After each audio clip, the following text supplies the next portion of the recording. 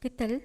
Mi nombre es Alma Rosa Fuentes Montiel. Soy alumna de la Maestría en Administración de Instituciones Educativas del ISO. Les voy a hablar sobre el tema de desafíos y temas políticos de la educación.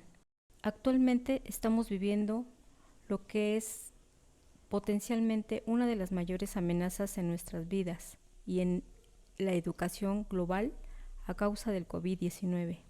A partir del 18 de marzo del 2020, más de 1.600 millones de niños, adolescentes y jóvenes no asistieron a la escuela en 161 países. Esto representa el 80% de estudiantes en educación escolar en el mundo. En algunos países ya presentábamos una crisis global de aprendizaje. Los estudiantes no estaban adquiriendo las habilidades necesarias para la vida. Uno de los efectos en el sistema educativo fue el deficiente aprendizaje, siendo complicado, teniendo un impacto en el sistema remoto o digital, donde los países más ricos están más preparados para avanzar en estrategias de aprendizaje en línea y donde los niños más pobres fueron los más afectados, aunque con mucho esfuerzo para los padres y maestros, siendo presente la desigualdad debido a la falta de infraestructura existente y herramientas digitales para afrontar la emergencia. Otro de los retos fue con herramientas digitales y medios poderosos de comunicación. Se conjuntaron para crear guías pedagógicas y tutoriales para el aprendizaje remoto, trabajando en conjunto no solo como aprendizaje en línea, sino como aprendizaje en todas las plataformas de comunicación, con el objeto de llegar a la mayor cantidad de estudiantes posibles. Las autoridades educativas tendrán una comprensión más clara de las brechas y desafíos en la integración de herramientas digitales que existen en la tecnología para planes de estudio y fortalecer el sistema educativo de un país. Tecnologías de la información. El concepto de tecnologías de la información se refiere al uso de las telecomunicaciones y computadoras para la transmisión y uso de datos, y estas surgieron a mediados del siglo XX.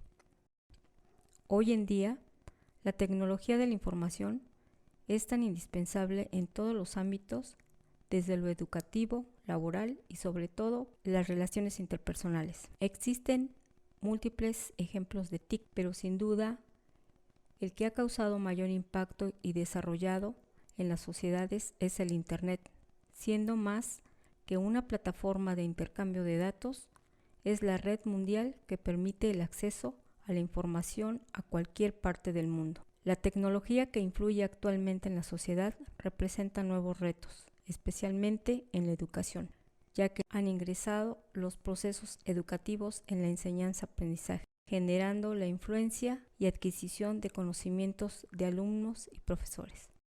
Educación por competencias.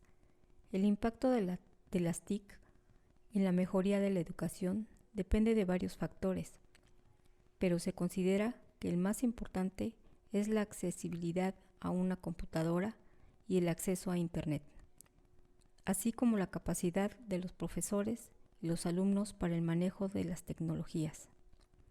La capacitación profesional de los docentes debe ser permanente y es fundamental para lograr una educación de calidad.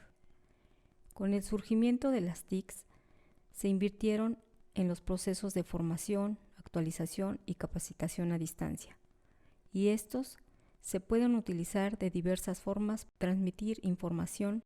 Actualmente, uno de los grandes productores de las TIC es Google, que tiene a disposición de los usuarios diversas aplicaciones fáciles de utilizar en los cursos de educación. Por lo tanto, el aprendizaje en la educación basada en competencias es garantizar que los estudiantes adquieran en su escuela el conocimiento, habilidades y destrezas que se consideren esenciales para el éxito de su vida profesional.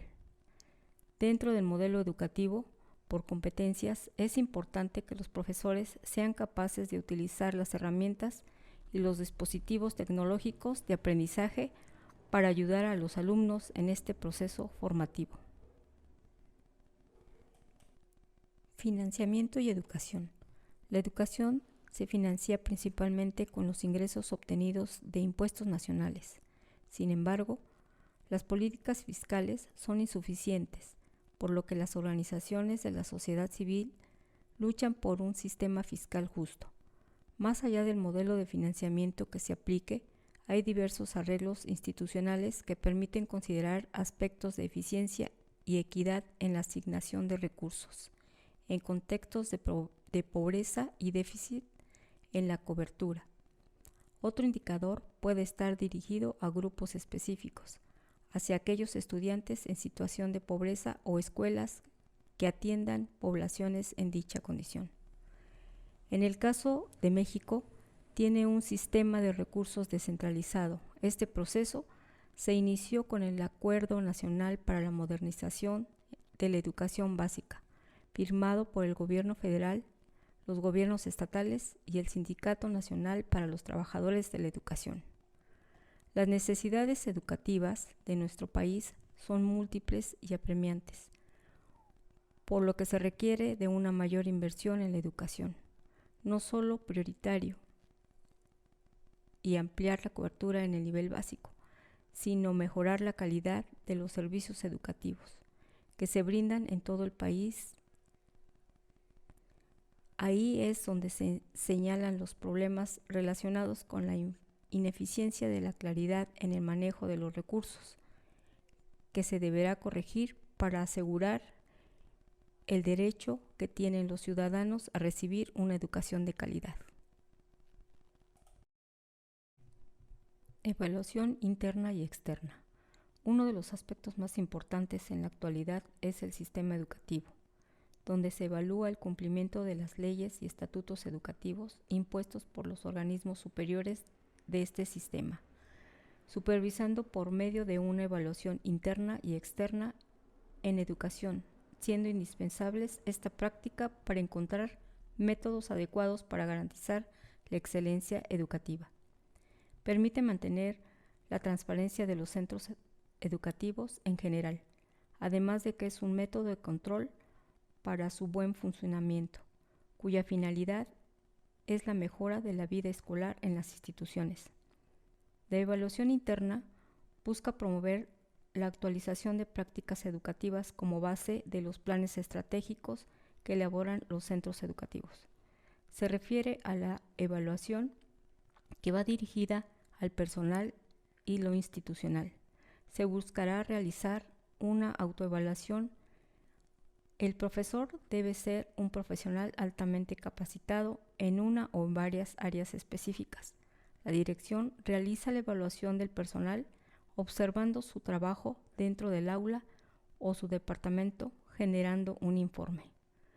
Las evaluaciones externas se hace referencia a pruebas estandarizadas en las que la autoridad máxima educativa establece para evaluar a los alumnos y obtener los resultados que retroalimentan los procesos de aprendizaje para formar decisiones de mejora. Esta evaluación es donde se observa el funcionamiento de las actividades y cumplimiento de los objetivos. Estos métodos son con la finalidad de determinar procesos de mejora que se requieren para alcanzar el objeto institucional. Conclusiones. Existe mucha incertidumbre en la situación actual del sistema educativo y lo que se ha enfrentado en el mundo entero.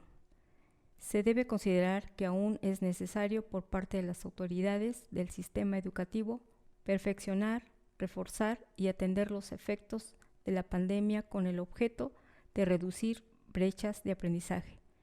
Es necesario aplicar estrategias innovadoras en educación, sobre todo las competencias, porque es y seguirá siendo necesario seguir construyendo planes de estudios con actuales modelos y herramientas, ya que las competencias que hasta ahora han sido impartidas preparan al estudiante en la vida personal, cotidiana, laboral, etc., y podrían ser insuficientes para una emergencia sanitaria como fue el caso de la pandemia.